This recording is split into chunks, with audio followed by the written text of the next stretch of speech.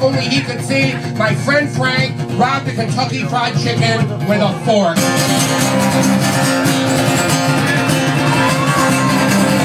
He courted the girl that worked there, and her off-time, her girlfriends thought she was way off. He walked with a boy that talked like an electric circuit, but they had it all worked out. She must have got cold feet on the day of the robbery because she called in sick.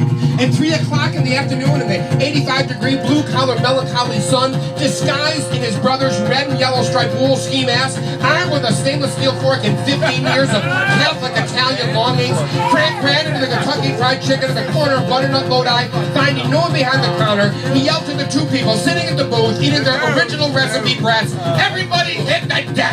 And they looked up at him and they laughed.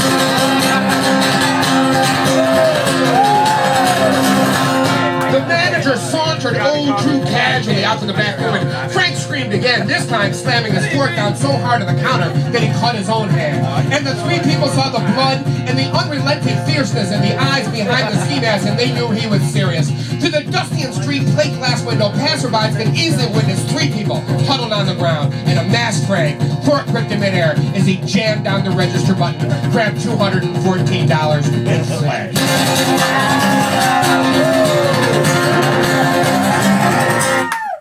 Mom, I'm sorry. I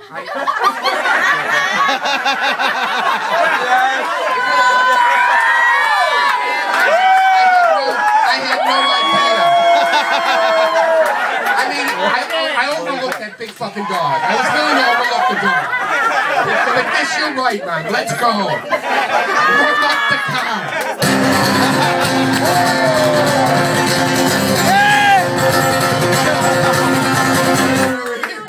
In the picture, we'd have to. Hamill, you got any white paint?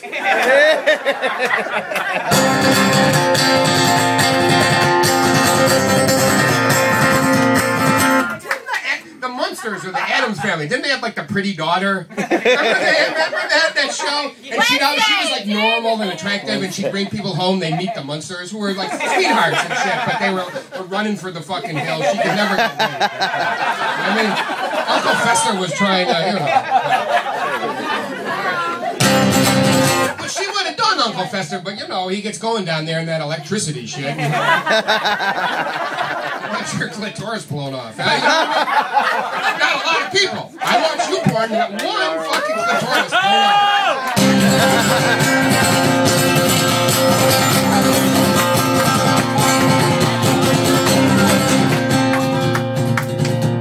Let's see. I forgot where I was. Let's see.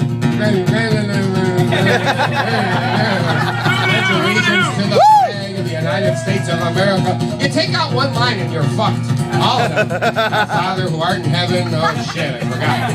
Oh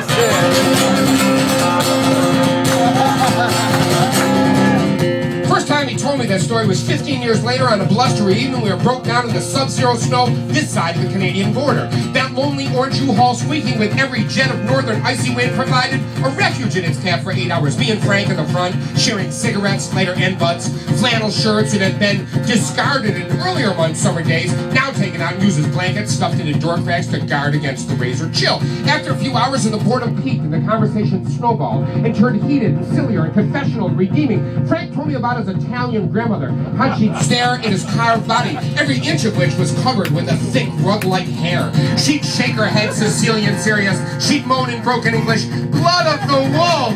Blood of the wolf!" In that truck, Frank threw back his head and howled with laughter. Then he told me how he robbed a Kentucky Fried Chicken with a fork, and I screamed with laughter, "A fork! A fucking fork!" So hard I actually got warm for a few minutes. When they found us 8 blue-bone cold chill hours later, I was half asleep. But Frank was still doing imitations of his boyhood hero, AC/DC's Bon Scott, yelling, "And he made it out! With a bullet in the back!" across the Canadian snow.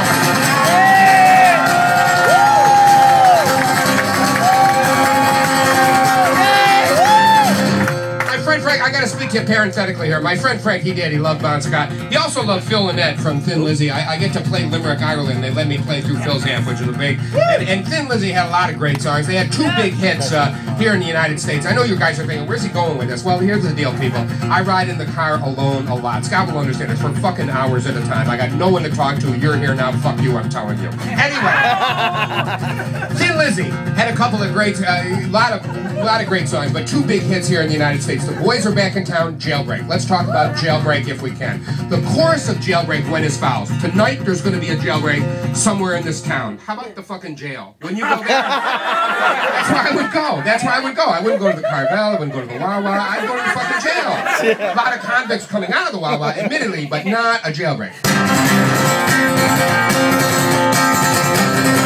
That was 8 years ago. Frank drives for somebody else and I moved to Texas. Couldn't make a go of our business in upstate New York and the bank repossessed our truck. Last night when I was headed to the CD player, I thought I heard that truck outside beeping. I rode that truck for half a decade. I know the sound of it and Frank's loud and patient black coffee and V8 juice horn blast. I was ready to ride. But when I went to the window, there was no truck. And as my eyes scanned the Texas horizon, I thought I saw running behind the trees a boy. He was wearing a ski mask. He was holding a fork.